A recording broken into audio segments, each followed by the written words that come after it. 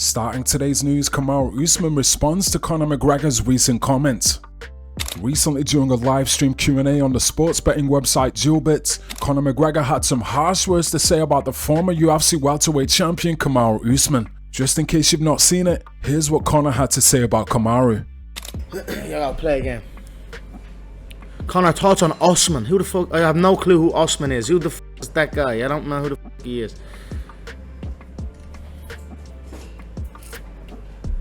Usman. Usman, yeah. Usman. Who's Usman? Kamaru Usman? Come. Kamaru Usman. He's a bum. Give a fuck about Usman, yeah? Speaking on the Pound for Pound podcast, Usman responded to McGregor's comments and actually took a mature approach regarding the whole situation. Kamaru said he respects everything that Conor McGregor has done for the sport of mixed martial arts. Kamaru went on to say he is also a legitimate UFC champion and Conor McGregor should show him that respect. I saw a little clip, Henry. I'm not sure exactly what was going on. I don't know if he was drinking and it looked like he was drinking and gambling or something like that.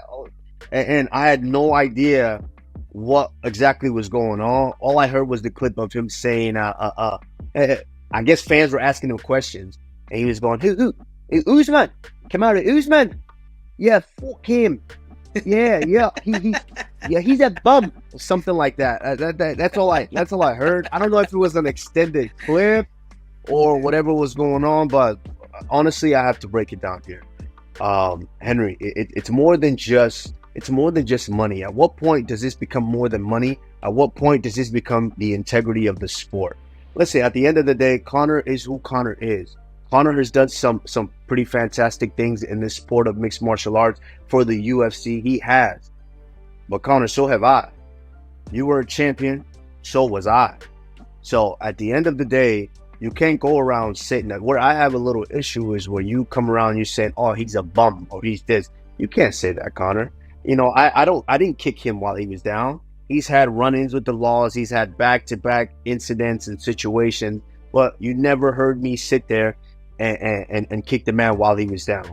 So, you know, there needs to be a level of respect here, because at the end of the day, that's what this sport is all about. For the next story, the husband and coach of UFC fighter has been arrested for alleged sexual assault.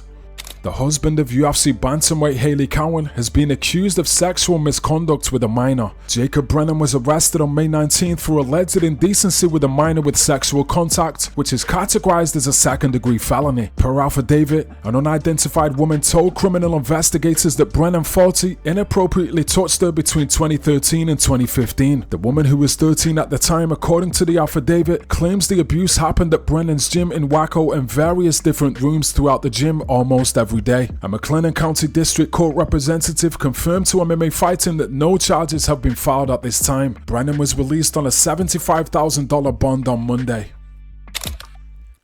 UFC executive Mark Shapiro reveals the UFC is planning to get rid of the traditional pay-per-view model. In a recent conference call, Shapiro revealed the UFC is moving away from the traditional pay-per-view model and is planning to show UFC events on different streaming platforms such as Netflix and Amazon. This means UFC fans will be able to access all UFC pay-per-views for one single subscription instead of paying the full price just for one pay-per-view. Now it's an evolved landscape. ESPN is on the verge of launching their own direct-to-consumer flagship. Peacock is trying to increase their penetration. Paramount Plus is using sports to increase their penetration. We've talked about Apple, Amazon, YouTube, a lot of healthy places for us to be. But we will be flexible so that we are giving any prospective partner or current partner the best programming for the most ideal windows so that they can grow their base and retain their subs. Very important. So if I was, for example, launching flagship direct-to-consumer ESPN, I might think about just buying out the pay-per-view and putting it right on that flagship channel. Like, you can only get it, just like ESPN Plus, if you have flagship. If you're trying to launch ESPN flagship, and whatever they might call it, that's the working title, and you're trying to charge $29, $39, $99, whatever it might be, you know, what better than to have a monthly quote unquote pay-per-view that sits exclusive to that platform. Now, we haven't had those conversations with ESPN, but that's just an example of the kind of flexibility we're going to bring to the conversations. We know we have A-list programming. We know we have premium content. We know we have a volume of premium content. And we have enough that will fit many pipes without becoming tonnage. So when I look at some other sports, and I'll leave some brands out, some of them have really strong postseason, but the regular season, there's just too much there. And it just becomes white noise. We don't suffer from that. We're premium content in the regular season, if you will, and then we're double premium, if you will, when you get to those pay-per-views or those premium live events. That's a good place to be, and at the same time, we want to be accommodating because it has to work both ways. We need these platforms to grow our audience, to grow our brand, to grow our followers globally. For the final story, Themba Gorimbo reacts following his win over Ramiz Brahimaj at UFC Vegas 92 and responds to the comments about him being a good role model. Themba said he doesn't see himself as a role model because he does make mistakes, but he believes he is a good inspiration for children in the villages of his home country of Africa.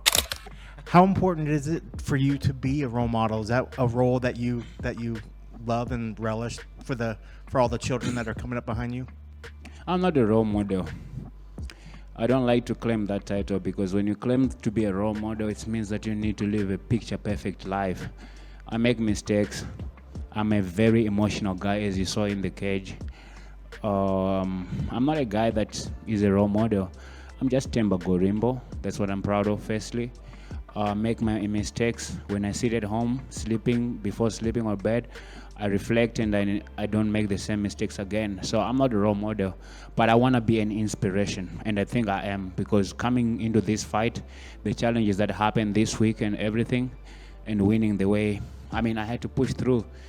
Probably have a broken foot, but I pushed through and I won. So I think my story is just adding up with these small things that happen, and I am an inspiration more than a role model. When you were young, did you have an inspiration for you that put you on this path that you wanted to be an inspiration and give back when you were able to? I just didn't want to be regular. I just didn't want to be a normal guy that live on I don't know how to say it, but growing up, where I grew up, there's no role models. The role models that you only see is the soccer players that you don't even know. Do you understand? And where I come from, when you see the role models like soccer players, the things that you admire about them is like the cars they have, the women they get. So I never had a real role model growing up where I come from. There's no role models, people that you can look at and be like, I want to be like that, especially if you want to be like what I am. So I kind of forged my own path. Look at me now. I think now I'm a blessing and a role model, not a role model, an inspiration to a lot of African people, African kids in the villages, especially, that with a dream and hard work and prayers to God, you can be anything. So anyway, that's going to wrap it up for today's video. If you enjoyed the content, please like this video and subscribe for more MMA news.